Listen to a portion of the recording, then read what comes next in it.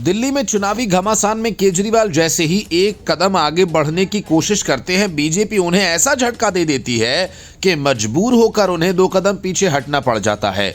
मतलब केजरीवाल के सारे दांव उल्टे ही पड़ते जा रहे हैं। बीजेपी को छोड़िए, कांग्रेस भी केजरीवाल के साथ कुछ ऐसा ही कर रही है। केजरीवाल ने बीजेपी की नकल मारकर अपने सारे उम्मीदवारों के नाम सबसे पहले घोषित कर दिए और उसके बाद ताबड़तोड़ मुफ्त की योजनाओं की घोषणा करने लगे। साथ ही केजरीवाल भी ये बता रहे हैं कि अगर बीजेपी आई तो मुफ्त की बिजली पानी बंद कर देगी।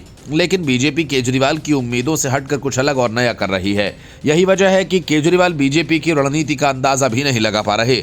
बीजेपी का दूल्हा कौन से लेकर महिला सम्मान तक, ऑटो ड्राइवर्स की बेटियों की शादी से लेकर बुजुर्गों का इलाज तक, केजरीवाल ने तमाम घोषणाएं कर दी। लेकिन ये सारी घोषणाएं चुनावों के बाद और केजरीवाल के सीएम बनने के बाद लागू होनी है। लेकिन बीजेपी दिल्ली के लोगों को तत्काल लाभ पहुंचाने में जुट गई। प्रवेश वर्मा ने चुनाव आचार संहिता लागू हो इसके पहले ही नई दिल्ली सीट की महिलाओं को 11,100 रुपए हाथों हाथ दे दिए तो केजरीवाल अंदर तक हिल गए और आम आदमी पार्टी ने हो हल्ला मचाया, लेकिन उसका कोई फायदा होने से रहा। अब बीजेपी ने LGV सक्सेना से लगातार मांग कर दिल्ली में बिजली का बिल सस्ता करवा दिया, जिसे केजरीवाल पिछले 1.5 साल से कम करने को तैयार नहीं थे। लेकिन बीजेपी की मांग को LG सक्सेना ने पूरा कर और लोगों के बिल काफी कम होने वाले हैं। LG सक्सेना ने पावर परचेज एडजस्टमेंट चार्जेस यानी PPAC में 40 से 50% की कमी कर दी है। ये जानकारी दिल्ली बीजेपी के अध्यक्ष वीरेंद्र सचदेवा ने दी है। उन्होंने दिल्ली की आम आदमी पार्टी सरकार पर लोगों को लूटने का आरोप लगाते हुए कहा कि उपराज्यपाल VK सक्सेना के हस्तक्षेप के बाद दिल्ली में PPAC में 40 से 50% की कटौती कर दी गई है। उन्होंने बताया कि इसके लिए बीजेपी ने DRC को लेकर लिखा था और दिल्ली के LG से भी मुलाकात की थी।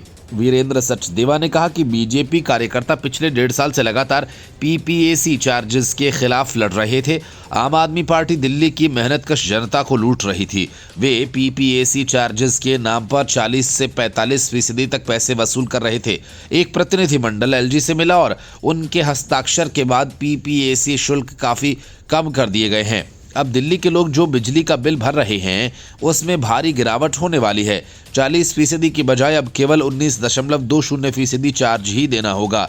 ये कदम ऐसे समय में उठाया गया जब दिल्ली में कुछ ही समय में विधानसभा चुनाव होने हैं। दिल्ली विधानसभा चुनाव से पहले आम आदमी पार्टी और बीजेपी लोगों का दिल जीतने की हर मुमकिन कोशिश करते नजर आ रहे हैं। एक तरफ आम आदमी पार्टी महिला सम्मान और संजीवनी योजना का रजिस्ट्रेशन शुरू करा चुकी है, तो वहीं बीजेपी ने आम आदमी पार्टी पर वार करने का एक और मौका नहीं छोड़ा। हाल ही में बीजेपी ने अरविंद केजरीवाल के खिलाफ एक आरोप पत्र जारी किया था, जिसमें उन पर कई गंभीर आरोप लगाए गए थे।